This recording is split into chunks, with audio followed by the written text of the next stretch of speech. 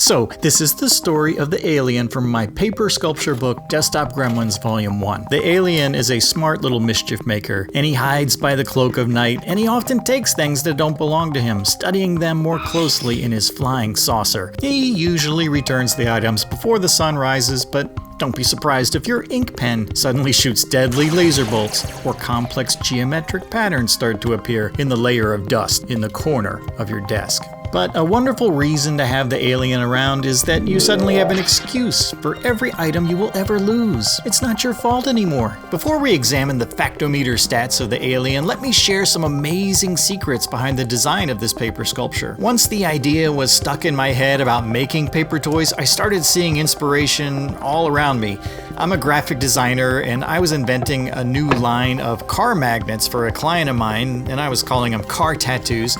I had already sketched out an original alien silhouette onto paper, cut that shape out of a magnet sheet, and then spray painted it black. I loved the stark shape, and it looked fantastic on a car.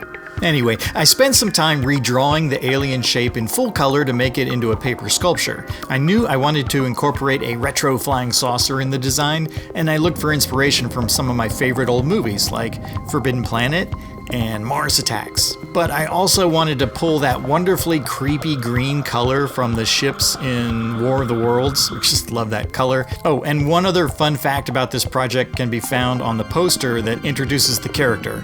It's the font. This font is called Hobo. As a graphic designer, I know that Hobo is one of the 7 deadly fonts that you should never, ever, ever use. Other fonts like Comic Sans and Papyrus are on this list. For some odd reason, I had the desire to try to use the Hobo font, and it was a personal challenge to use it in some way that did not look terrible. I mean, truly, I had to do it. And I think I succeeded. I think it turned out great. Okay, so back to the factometer stats for the alien so you know what you're in for if you build this for your desk. He's not very strong, has no magical powers, and he's not helpful.